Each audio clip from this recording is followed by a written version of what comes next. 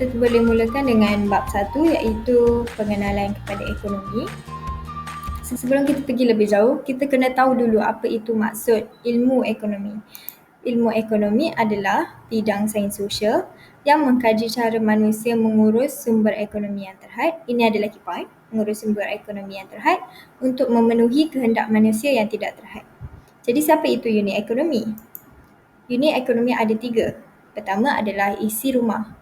Isi rumah ialah seorang individu ataupun sebuah keluarga ataupun sekumpulan individu yang tinggal bersama dan berfungsi sebagai satu unit ekonomi. Yang kedua adalah firma. Firma adalah sebuah organisasi atau unit pengeluaran yang merancang untuk menggunakan faktor pengeluaran. Apa itu faktor pengeluaran? Saya akan bincangkan selepas ini untuk mengeluarkan barang dan perkhidmatan. Yang ketiga adalah kerajaan, iaitu sebuah badan organisasi yang mempunyai kuasa untuk membuat dan menguatkuasakan undang-undang untuk menjaga kestabilan ekonomi dan sosial. Seterusnya kita akan masuk kepada konsep kekurangan, pilihan dan kos lepas. Kekurangan yang dihadapi oleh isi rumah adalah duit ataupun wang ataupun pendapatan. Jadi kita kena pilih barang yang boleh maksimumkan kepuasan. Jadi kos lepasnya adalah untuk melepaskan barang kedua terbaik. Yang kedua firma akan kekurangan faktor pengeluaran ataupun modal. Jadi dia akan pilih projek pelaburan ataupun produk yang boleh memaksimumkan keuntungan. Jadi kos lepasnya adalah untuk mengeluarkan ataupun melepaskan projek pelaburan kedua terbaik. Yang ketiga adalah kerajaan. Kerajaan kekurangan hasil negara. Hasil negara itu adalah seperti cukai dan juga lain-lain. Kerajaan berfungsi sebagai satu organisasi untuk menjaga kebajikan sosial. Jadi dia perlu pilih projek pembangunan yang memaksimumkan kebajikan masyarakat. Jadi kos lepasnya adalah untuk melepaskan projek pembangunan kedua terbaik. Kita akan masuk terus kepada faktor pengeluaran. Faktor pengeluaran ada 4. Jadi sebelum tu saya akan bincang dulu maksudnya, iaitu sumber ekonomi yang diperlukan untuk mengeluarkan barang dan perkhidmatan. Yang pertama adalah tanah. Tanah adalah sumber alam semula, jadi penawarannya terhad, tidak mempunyai mobiliti, maksudnya tidak boleh bergerak, tidak boleh digerakkan ke mana-mana tempat. Jadi dia duduk setempat je. Tapi dia mempunyai mobiliti kegunaan. Mobiliti kegunaan ni dia boleh diguna pakai untuk membuat aktiviti seperti pertanian, menanam dan sebagainya. Dan cara untuk orang mempunyai tanah adalah sewa. Faktor pengeluaran yang kedua adalah modal. Modal adalah alat ciptaan manusia, iaitu alat untuk mengeluarkan barang dan perkhidmatan. Contohnya mesin, jentera, kilang. Setengahnya mempunyai mobiliti geografi yang tinggi, maksudnya boleh digerakkan dan dipindahkan ke suatu tempat yang lain. Dan setengahnya pula seperti bangunan dan kilang tidak boleh digerakkan, jadi tidak mempunyai mobiliti geografi yang tinggi. Ganjaran untuk orang yang mempunyai modal adalah faedah. Faktor pengeluaran ketiga adalah buruh. Buruh adalah sumbangan tenaga manusia dari segi fizikal atau mental. Ada 2 ciri-ciri buruh, iaitu mahir dan tidak mahir. Buruh juga mempunyai mobiliti pekerjaan dan mobiliti geografi yang tinggi, iaitu dia boleh berpindah ke tempat kerja yang lain bila-bila masa saja. Ganjaran untuk buruh adalah upah. Yang seterusnya adalah usahawan. Usahawan adalah individu yang menggabungkan dan menyelaraskan faktor pengeluaran yang lain untuk mengeluarkan barang dan perkhidmatan. Dia juga mencapai pengeluaran output yang maksimum dan juga meminimumkan kos pengeluaran untuk elakkan kerugian dan sebagainya. Ciri-ciri usahawan adalah kreatif, inovatif, berani menghadapi risiko dan juga tidak mudah berputus asa. Ganjaran untuk usahawan adalah untung. Okay, next kita akan masuk topik kepada jenis barang. Terdapat 3 jenis barang, iaitu barang awam, barang percuma dan barang ekonomi. Barang awam adalah barang yang diberi oleh kerajaan, so semua rakyat Malaysia boleh pakai barang awam ni. Contohnya seperti polis, kita tak payah bayar pun, polis, jalan ataupun traffic light. Barang percuma adalah barang yang dianugerah pada Allah kepada kita. Contohnya macam sungai, bukit, pokok, semua tu bila kita dah lahir dah ada dan semua orang boleh pakai. Barang tu tidak perlu dibayar. Yang ketiga adalah barang ekonomi.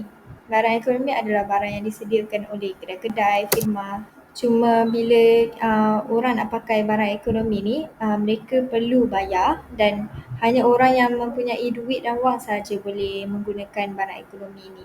Jadi dia mempunyai kos lepas dan penawarannya adalah sangat-sangat terhad. Jadi dah selesai yang tu, kita akan masuk kepada sistem ekonomi. Sistem ekonomi adalah peraturan yang diamalkan oleh sesebuah negara dalam menguruskan ekonominya. Jadi apa ciri-cirinya? Ada beberapa sistem ekonomi. Yang pertama adalah kapitalis. Ini ciri-ciri kapitalis, pemilikan sumber dimiliki oleh individu dan swasta. Pilihan juga, individu dan swasta bebas membuat pilihan. Individu dan swasta juga bebas membuat keputusan. Penentu harga ditentukan oleh mekanisme harga. Persaingan, individu dan swasta bebas bersaing. Motif untuk ekonomi kapitalis adalah untuk memaksimumkan keuntungan. Jadi contoh negara yang mengamalkan sistem kapitalis adalah Amerika Syarikat, di mana mereka satu kelemahan adalah terdapat jurang pendapatan yang sangat besar antara yang kaya dan juga yang miskin. Di mana yang kaya akan terus kaya kerana mereka mendominankan ekonomi dan juga yang miskin akan terus menjadi miskin. Yang seterusnya adalah sistem ekonomi perancangan pusat, di mana kerajaan sahaja memiliki sumber dan menentukan pilihan keluaran barang dan juga membuat keputusan ekonomi. Harga juga ditentukan oleh kerajaan dan tidak wujud apa-apa persaingan kerana semua ditentukan oleh kerajaan. Jadi ini adalah memotifkan untuk memaksimumkan kebajikan masyarakat. Antara contoh negara yang mengamalkan sistem ekonomi perancangan pusat adalah Korea Utara. Yang ketiga adalah campuran, di mana individu dan swasta boleh memiliki sumber ekonomi tetapi under kawalan kerajaan. Individu dan swasta juga bebas membuat pilihan, tapi barang ekonomi dan juga barang awam ditentukan oleh kerajaan. Individu dan swasta juga bebas membuat keputusan, tapi macam samalah tadi, barang ekonomi, barang awam ditentukan oleh kerajaan. Harga ditentukan oleh pasaran. Tapi harga barang keperluan, contohnya macam masa COVID-19 ni, emas sangat penting kan. Jadi harga emas tu, harga minimum, harga maksimum ditetapkan oleh kerajaan. Individu dan swasta juga bebas bersaing, tetapi barang awam ditentukan oleh kerajaan tanpa persaingan. Individu dan swasta bermotifkan keuntungan maksimum dan kerajaan bermotifkan kebajikan yang maksimum. Contoh negara yang mengamalkan sistem ekonomi campuran adalah Malaysia sendiri. Yang terakhir sekali, sistem ekonomi Islam, di mana mereka menganggap sumber ekonomi adalah hak milik Allah dan individu hanyalah pemegang amanah. Individu dan swasta boleh membuat pilihan yang bebas, tetapi barang itu mesti halal. Individu dan swasta juga bebas membuat keputusan ekonomi, tapi kena berlandaskan hukum Islam. Kerajaan boleh untuk campur tangan, contohnya untuk menetapkan hukum atas apa-apa barang, untuk menjamin kesejahteraan masyarakat. Harga ditentukan oleh pasaran, tapi kerajaan adalah campur tangan supaya tak ada berlaku ketidakadilan. Individu dan swasta juga bebas bersaing, tapi kena berlandaskan hukum Islam. Dan akhir sekali, motif untuk negara yang mengamalkan sistem ekonomi ini adalah untuk mencapai kebahagiaan di dunia dan di akhirat, dan keuntungan yang bukan daripada riba dan juga kebajikan diutamakan. Jadi setakat itu sahaja untuk bab 1. Saya serahkan kepada kawan saya untuk menerangkan tentang bab 2. Bye.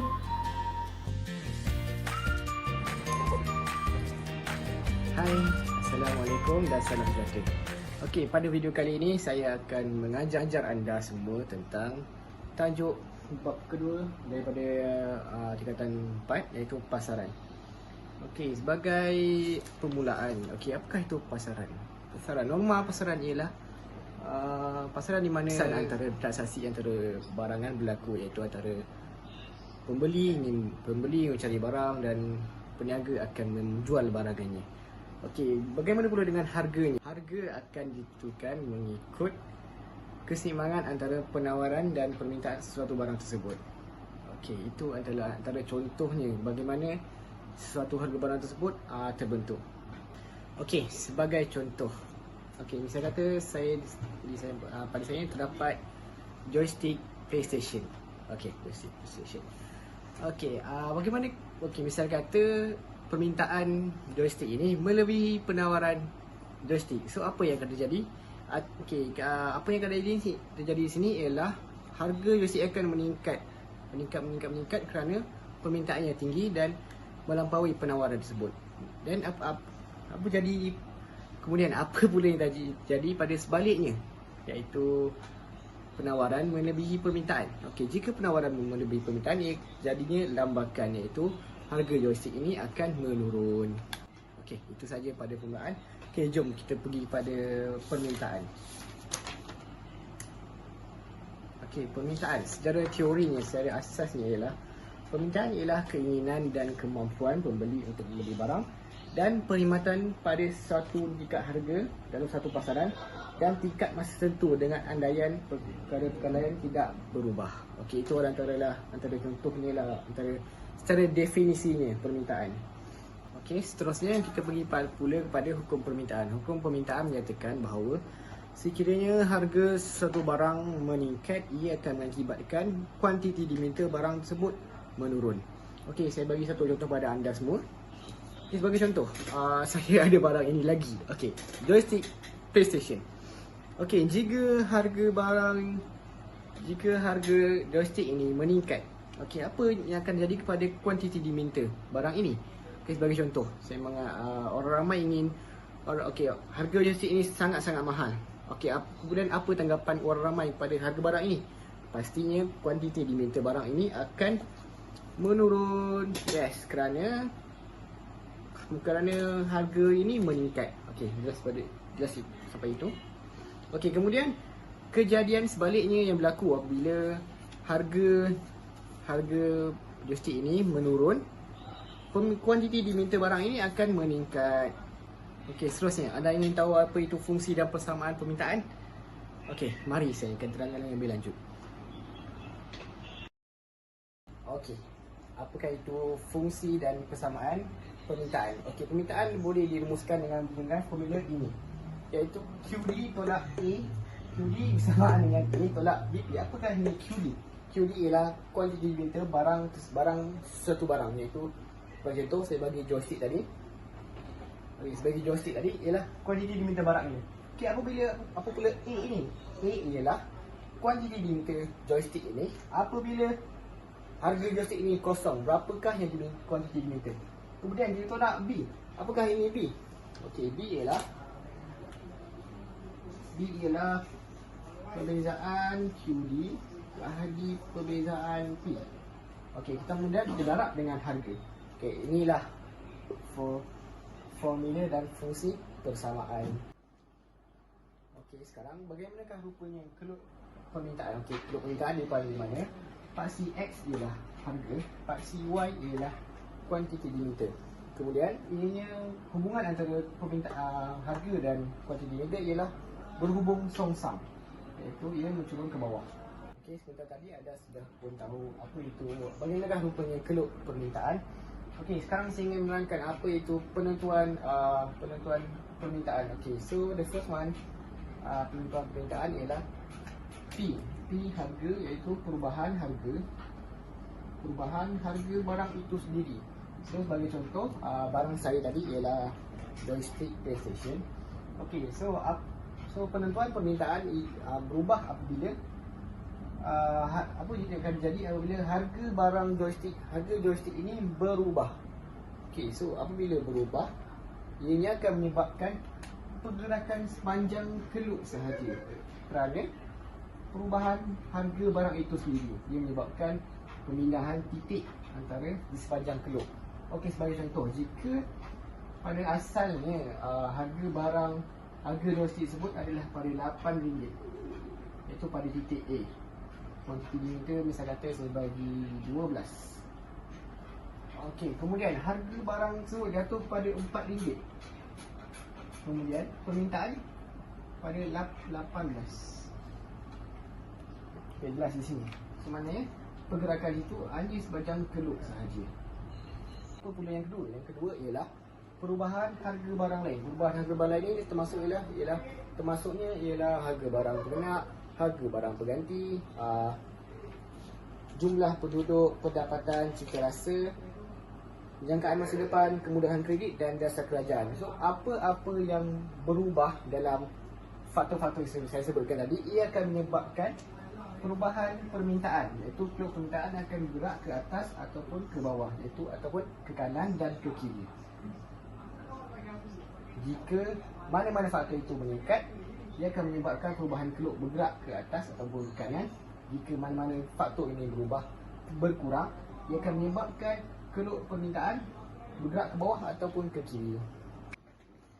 Okey, sebentar tadi saya telah menerangkan tentang permintaan. Okey, kita pergi pula kepada penawaran. Apakah ini penawaran? Okey, secara definisinya, penawaran bermaksud kuantiti barang dan perkhidmatan yang sanggup dan mampu ditawar untuk jualan pada pelbagai-pelbagai tingkat harga dan dalam tempoh masa tertentu dengan andaian perkara-perkara lain tidak berubah. Okey, kita pergi pula kepada hukum penawaran. Hukum penawaran menyatakan bahawa jika harga satu barang meningkat, penawaran satu barang juga akan meningkat. Okey, kenapa hal ini terjadi? Kenapa ia punya berbeza dengan permintaan? Kerana, okey, anda bayangkan anda sebuah firma, anda mempunyai sebuah firma. Okey, jika harga barang tersebut meningkat, anda akan mengeluarkan lebih banyak lagi untuk mendapatkan keuntungan yang lebih banyak. Ingat, tujuan utama firma adalah untuk mendapatkan keuntungan yang banyak. Okey, kemudian kita pergi pula kepada fungsi permintaan. Apa itu fungsi permintaan? Okey, ini ialah formula ataupun rumusan untuk merumuskan penawaran. Okey, so yang pertama, inilah dia formula. Apa ini QS? QS ialah kuantiti yang ditawar. Bila dah C ini ialah kuantiti yang berapakah kuantiti yang ditawar bila harga itu kosong. Okey, apabila D ialah sama juga macam permintaan, iaitu perbezaan QS bahagi dengan perbezaan P. Kemudian didarab dengan P. Ini ialah formula untuk merumuskan penawaran. Kita pergi pula pada keluk penawaran. Okey, keluk penawaran. Okey, kita ingat balik pada apa itu hukum penawaran. Hukum penawaran menyatakan bahawa jika harga meningkat, kuantiti yang ditawar juga akan meningkat. Okey, so keluknya akan jadi iaitu bercerun positif. Di mana bila harga meningkat, kuantiti diminta juga akan meningkat. Okey, sekarang kita pergi pula kepada penentuan penawaran. Okey, penentuan penawaran sama sahaja macam permintaan, iaitu bagi pada dua. Iaitu yang pertamanya ialah perubahan harga barang itu sendiri, harga barang yang kuantiti tawar sendiri, sama ada naik ataupun turun. So, perubahan di antara perubahan yang berlaku ialah hanya sepanjang keluk sahaja, sama ada naik ataupun turun. So, perubahan itu antara berlaku dalam titik di sepanjang keluk. Okey, kemudian harga barang lain. Harga barang lain ni samalah dengan harga barang bersaing, harga barang penawaran bersama, kos pengeluaran, matlamat pengeluar, teknologi, dasar kerajaan, bilangan firma dan musim. So, apa-apa sahaja yang menyebabkan perubahan antara faktor itu berlaku, sama ada menaik atau meningkat, ia akan menyebabkan keluk beralih ke atas ataupun ke bawah. Atas atau bawah. Jika ia meningkat, ia akan menyebabkan perubahan keluk ke atas dan ke bawah. Okey, penawaran sudah pun saya terangkan. Okey, kemudian kita pergi pula kepada keseimbangan pasaran. Okey, penentuan keseimbangan pasaran. Okey, so macam mana keseimbangan pasaran berlaku? Keseimbangan pasaran berlaku apabila ialah kuantiti diminta sama dengan kuantiti yang ditawar. Okey, actually untuk menentukan keseimbangan pasaran terdapat 3 cara. Yang cara pertama ialah apabila kuantiti yang diminta sama dengan kuantiti yang ditawar. Yang kedua ialah pendekatan rajah, di mana kita cari titik persilangan antara keluk QD dan QS. Okey, kemudian yang ketiga ialah menggunakan formula. Okey, jadi saya tunjukkan kepada anda semua. Okey, penentuan keseimbangan pasaran yang pertama ialah bila QD sama dengan QS. Okey, ini mudah. Jika anda tengok value yang diberikan, cari ada yang sama, itulah dia keseimbangan pasaran. Okey, yang kedua ialah pendekatan rajah. Iaitu apabila saya terangkan tadi, part C ini ialah P, ini ialah Q. Okey, quantity. So apabila keluk QS bersilang dengan keluk QD. Okey, so ini ialah keseimbangan pasaran dia, equilibrium dia. Okey, kemudian yang ketiga ialah dengan menggunakan formula, iaitu QD sama dengan QS. Okay, QD sama dengan QS apabila kita masukkan formula yang sebelum ni saya terangkan, iaitu A tolak dengan BP, C tambah dengan DP. Ini sahaja. Okay guys, lebihan permintaan sudah, penawaran pun sudah, keseimbangan penawaran pun sudah. Okey, kita pergi pada last sekali, iaitu lebihan pengguna dan lebihan pengeluar. Okey, saya akan terangkan juga apa itu lebihan pengguna. Okey, lebihan pengguna merujuk pada faedah yang diterima oleh pengguna akibat perbezaan antara harga yang sanggup dibayar dengan harga pasaran.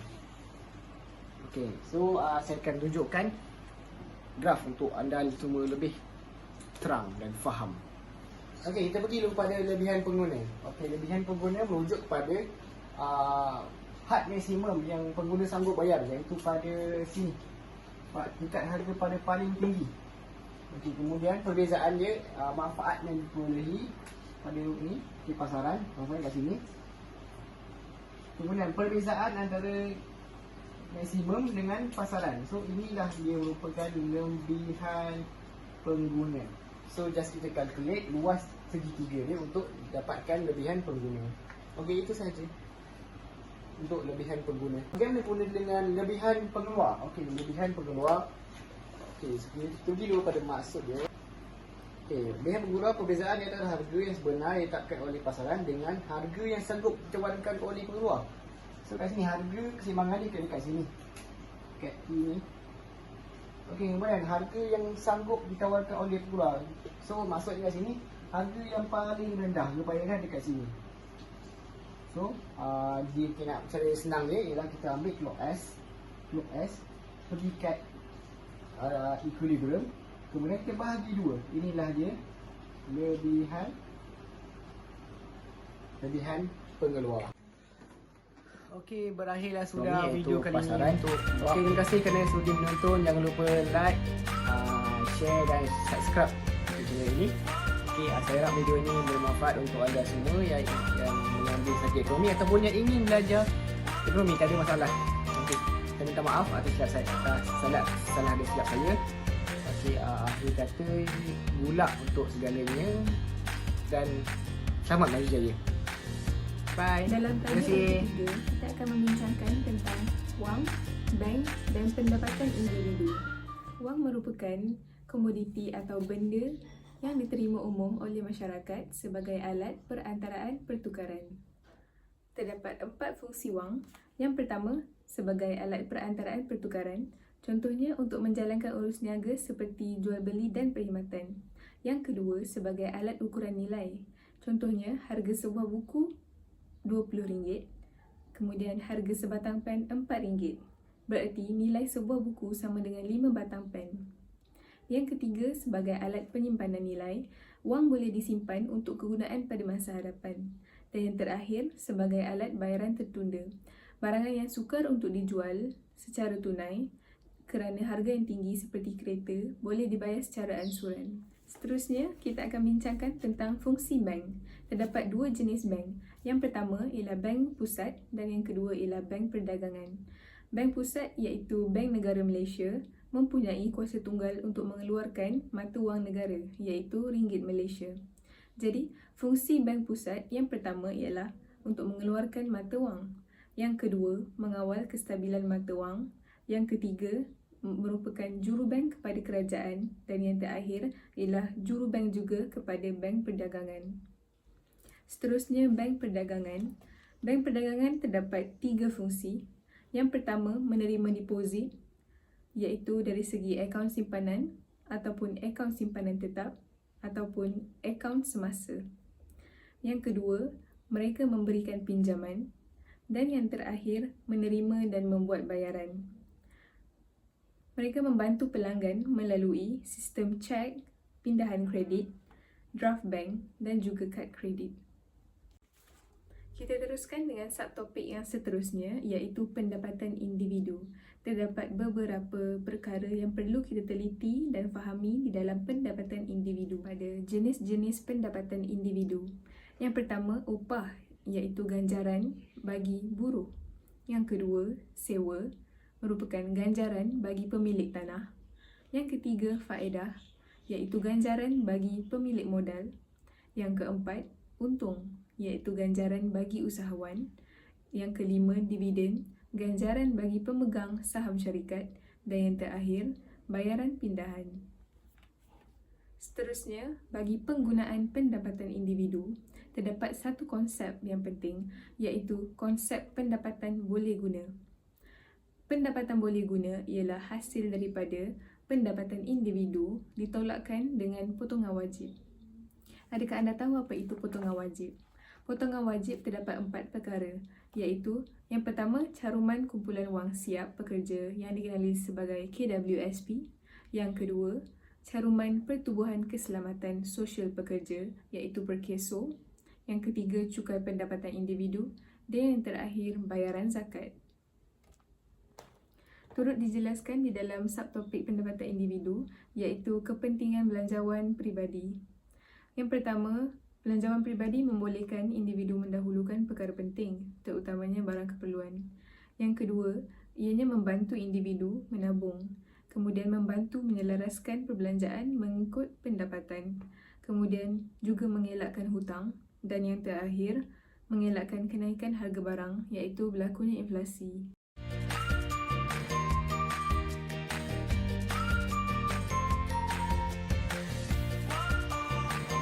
Assalamualaikum dan salam sejahtera. Hari ini saya akan menerangkan secara ringkas mengenai keanjalan harga tingkatan 4.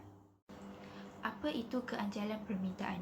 Keanjalan permintaan adalah di mana kita mengukur peratus perubahan kuantiti diminta kesan daripada peratus perubahan harga barang itu sendiri dengan andaian ceteris paribus. Bagaimana pula nak menentukan anjal dan tidak anjal bagi keanjalan permintaan? Kalau anjal, pekali keanjalan adalah melebihi 1. Peratus perubahan kuantiti diminta adalah lebih besar daripada peratus perubahan harga. Ini bermakna pengguna sangat responsif terhadap perubahan harga. Contohnya, jika harga diturunkan 5%, kuantiti diminta akan meningkat lebih daripada 5%. Keanjalan harga permintaan anjal mempunyai keluk permintaan yang landai.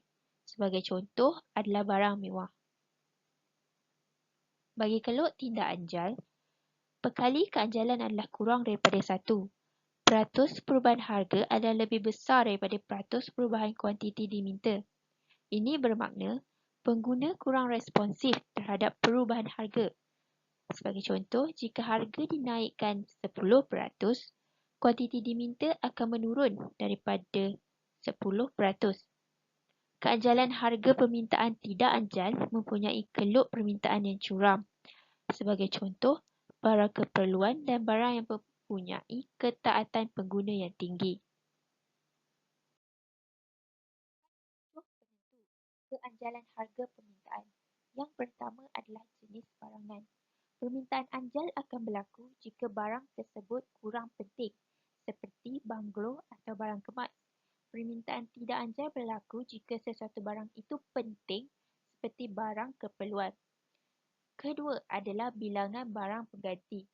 Permintaan anjal akan berlaku jika sesuatu barang itu mudah untuk mendapat barang pengganti. Permintaan Permintaan tidak anjal pula adalah di mana sesuatu barang itu sukar untuk mencari barang pengganti. Yang ketiga adalah faktor jangka masa. Permintaan anjal akan berlaku dalam jangka masa yang panjang kerana mempunyai masa yang cukup untuk mengubah corak penggunaan barang tersebut. Permintaan tidak anjal berlaku dalam jangka masa yang pendek kerana pengguna tidak mempunyai masa yang cukup untuk mengubah corak penggunaan barang tersebut. Yang keempat adalah bilangan kegunaan. Permintaan anjal berlaku jika sesuatu barang mempunyai bilangan kegunaan yang banyak. Permintaan tidak anjal berlaku jika sesuatu barang itu kegunaannya adalah terhad. Yang kelima adalah ketagihan. Permintaan anjal berlaku jika sesuatu barang tidak mendatangkan ketagihan kepada pengguna. Manakala permintaan tidak anjal jika sesuatu barang mendatangkan ketagihan yang tinggi seperti dadah, rokok dan kopi. Yang keenam adalah ketahanan barang. Permintaan anjal berlaku jika sesuatu barang itu tahan lama seperti perabot. Permintaan tidak anjal jika sesuatu barang tidak tahan lama seperti sayur dan buah. Kuantiti barang permintaan tidak anjal tidak boleh dibeli dengan banyak mahupun harganya turun kerana barang itu tidak boleh disimpan lama. Yang terakhir sekali, yang ketujuh adalah nisbah perbelanjaan dengan pendapatan. Permintaan anjal berlaku jika perbelanjaan terhadap sesuatu barang mengambil peratusan yang besar daripada pendapatan pengguna. Permintaan tidak anjal berlaku jika perbelanjaan terhadap suatu barang hanya melibatkan peratusan kecil dari pendapatan. Okey, seterusnya bagaimana pula kita nak kaitkan keanjalan permintaan dengan jumlah hasil? Bagi barang anjal, jika permintaan terhadap sesuatu barang adalah anjal, penurunan harga barang tersebut menyebabkan peningkatan dalam jumlah hasil dan sebaliknya, peningkatan harga barang menyebabkan penurunan dalam jumlah hasil. Bagi barang yang permintaannya anjal, penurunan harga yang sedikit akan menyebabkan peningkatan kuantiti diminta yang lebih besar. Kesannya, jumlah hasil akan meningkat. Bagi barang tidak anjal, jika permintaan terhadap sesuatu barang adalah tidak anjal, peningkatan harga barang tersebut menyebabkan peningkatan dalam jumlah hasil dan sebaliknya, penurunan harga barang menyebabkan penurunan dalam jumlah hasil. Bagi barang yang permintaannya tidak anjal, peningkatan harga yang banyak akan menyebabkan penurunan kuantiti diminta yang sedikit. Kesannya, jumlah hasil meningkat. Okey, bagaimana pula dengan keanjalan penawaran? Keanjalan penawaran pula ada di mana kita mengukur peratus perubahan kuantiti ditawar, kesan daripada peratus perubahan harga barang itu dengan andaian ceteris paribus. Bagi keluk penawaran anjal dan tidak anjal pula adalah Bagi keluk anjal, pekali keanjalan harga adalah melebihi 1. Peratus perubahan kuantiti ditawar adalah lebih besar daripada peratus perubahan harga. Ini bermakna kuantiti ditawar sangat responsif terhadap perubahan harga. Perubahan harga yang sedikit akan memberikan kesan yang besar daripada kuantiti yang ditawar. Contohnya, apabila harga ditingkatkan 10%, kuantiti ditawar akan meningkat melebihi 20%. Keanjalan harga penawaran anjal mempunyai keluk penawaran yang landai. Sebagai contoh, barangnya adalah terdiri daripada barang-barang perkilangan seperti kereta, pakaian dan alatan elektrik. Bagi keluk tidak anjal, pekali keanjalannya adalah kurang daripada 1. Peratus perubahan harga adalah lebih besar daripada peratus perubahan kuantiti ditawar. Ini bermakna kuantiti ditawar kurang responsif terhadap perubahan harga. Perubahan harga yang besar akan memberikan kesan yang sedikit sahaja kepada kuantiti yang ditawar. Sebagai contoh, jika harga diturunkan sebanyak 20%, kuantiti ditawar menurun kurang daripada 20%. Keanjalan harga penawaran tidak anjal mempunyai keluk penawaran yang curam. Sebagai contoh, barangnya adalah terdiri daripada barang-barang pertanian seperti kopi dan koko. Terdapat 6 penentu keanjalan harga penawaran. Yang pertama adalah faktor masa. Penawaran anjal berlaku dalam jangka masa yang panjang kerana semua faktor pengeluaran dapat ditambah atau kapasiti dan teknologi pengeluaran boleh diubah dengan mudah. Penawaran tidak anjal berlaku dalam jangka masa yang pendek kerana sesetengah faktor pengeluaran tidak boleh ditambah. Yang kedua adalah tambahan kos. Penawaran anjal berlaku jika penambahan kuantiti sesuatu barang melibatkan tambahan kos pengeluaran yang kecil. Penawaran tidak anjal berlaku jika penambahan kuantiti sesuatu barang melibatkan tambahan kos pengeluaran yang besar. Yang ketiga adalah corak penggunaan faktor pengeluaran. Penawaran anjal berlaku jika faktor pengeluaran yang mengeluarkan sesuatu barang mudah ditukar ganti atau mudah untuk diperolehi. Penawaran tidak anjal berlaku jika faktor pengeluaran yang mengeluarkan sesuatu barang sukar ditukar ganti atau faktor pengeluarannya yang khusus. Yang keempat adalah mobility faktor pengeluaran. Penawaran anjal berlaku jika faktor pengeluarannya mengeluarkan sesuatu barang yang mudah dipindah dari satu keluaran ke keluaran yang lain atau dari satu tempat ke satu tempat yang lain. Penawaran tidak anjal berlaku jika faktor pengeluaran yang mengeluarkan sesuatu barang itu sukar dipindah dari satu keluaran ke keluaran yang lain. Yang kelima adalah bilangan firma dalam pasaran, di mana penawaran anjal jika terdapat bilangan firma yang banyak dan penawaran yang tidak anjal jika terdapat bilangan firma yang sedikit. Dan yang terakhir adalah nombor 6 adalah ketersediaan stok atau inventory. Penawaran anjal jika firma mempunyai inventory yang banyak dan mudah diperoleh. Penawaran tidak anjal jika firma mempunyai inventory yang terhad dan sukar untuk diperoleh. Akhir sekali, apakah kepentingan keanjalan harga terhadap firma dan kerajaan? Kepentingan keanjalan harga terhadap firma adalah di mana jumlah hasil sama dengan kuantiti darab harga.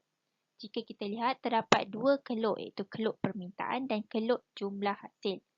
Keluk permintaan dan keluk hasil ini berkait rapat. Jika dilihat pada bahagian keluk permintaan yang anjal, penurunan harga oleh firma akan menyebabkan peningkatan kuantiti diminta. Oleh itu, jumlah hasil yang diterima oleh firma akan meningkat kerana permintaan yang meningkat. Pada bahagian keluk permintaan yang tidak anjal, penurunan harga oleh firma hanya menyebabkan peningkatan kuantiti diminta dengan kadar yang kecil. Oleh itu, jumlah hasil yang diterima oleh firma menurun.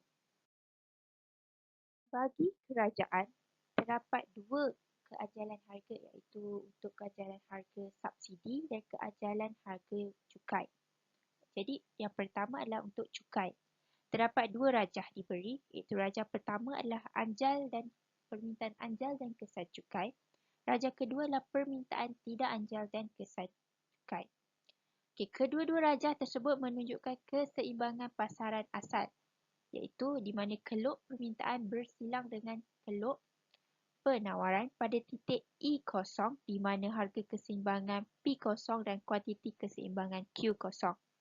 Setelah cukai dikenakan, keluk penawaran akan beralih ke kiri dari S0 ke S1 dengan keseimbangan baharu dicapai pada E1.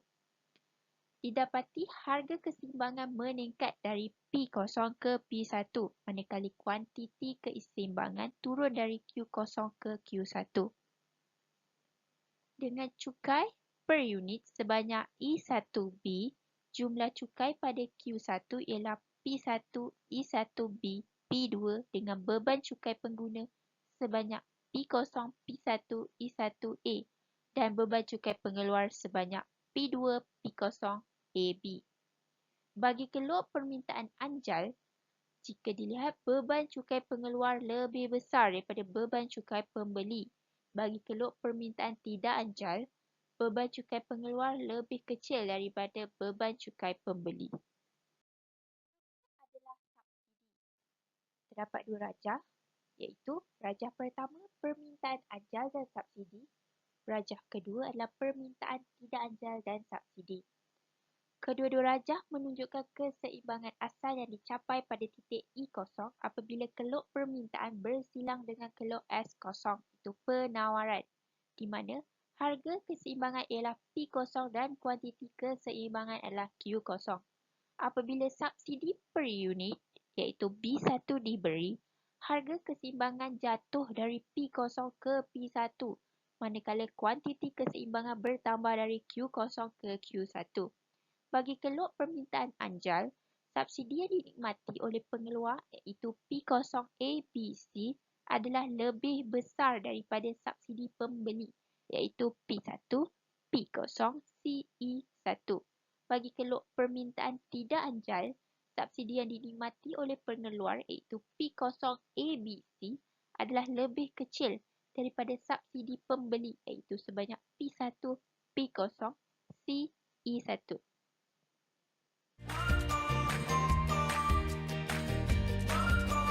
Assalamualaikum dan salam sejahtera adik-adik. Hari ini kita akan membuat ulang kaji ringkas mengenai bab 5 pengeluaran ekonomi asas tingkatan 4. Dalam bab ini, pengeluaran terbagi kepada dua iaitu konsep pengeluaran kos dan hasil serta produktiviti dan externality. Di bawah konsep pengeluaran, yang pertama sekali adalah firma. Firma ni apa sebenarnya? Firma ini merupakan satu unit ekonomi yang menggunakan faktor pengeluaran bagi menghasilkan barang dan perkhidmatan. Terdapat dua jenis firma iaitu firma swasta dan firma awam. Objektif bagi firma swasta ini lebih kepada memaksimumkan jualan dan keuntungan mereka.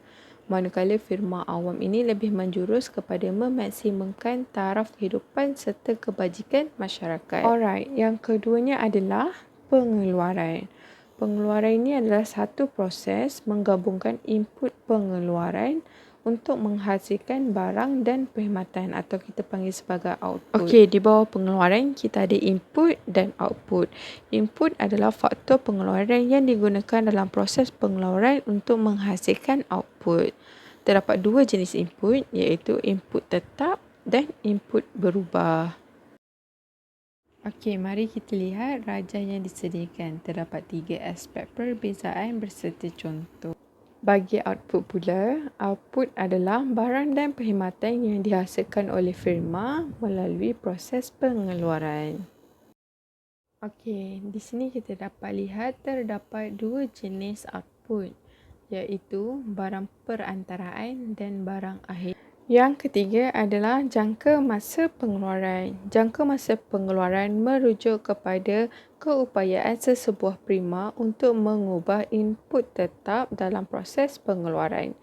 Konsep jangka masa pengeluaran terbahagi kepada dua, iaitu jangka masa pendek dan jangka masa panjang. Dalam rajah ini, adik-adik dapat lihat maksud, jenis input dan kapasiti pengeluaran bagi jangka masa pendek serta jangka masa panjang. Poin terakhir di bawah konsep pengeluaran adalah fungsi pengeluaran jangka pendek. Terdapat 3 formula di bawah fungsi pengeluaran jangka pendek iaitu jumlah keluaran, keluaran purata dan keluaran margin. Baik adik-adik, bagi meneruskan pembelajaran kita, mari kita teruskan dengan kos pengeluaran.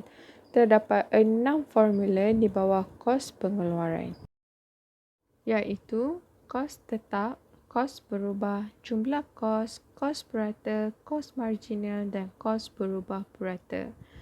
Okey, oleh itu adik-adik boleh melihat formula-formula yang telah disediakan dalam rajah ini. Baiklah, seterusnya adalah hasil dan untung. Hasil merujuk kepada hasil penerimaan firma daripada jualan output. Manakala bagi untung, untung adalah ganjaran kepada usahawan kerana menggabungkan dan menyelaras serta sanggup menanggung risiko ketidakpastian perniagaan. Okey, mari kita lihat pula kepada kos implisit dan kos eksplisit.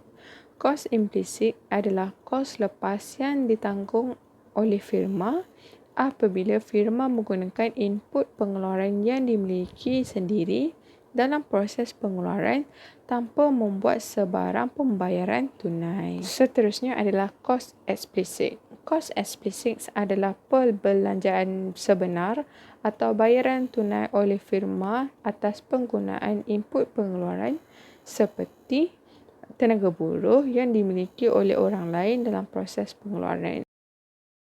Baiklah, topik akhir sekali dalam bab ini adalah productivity dan externality.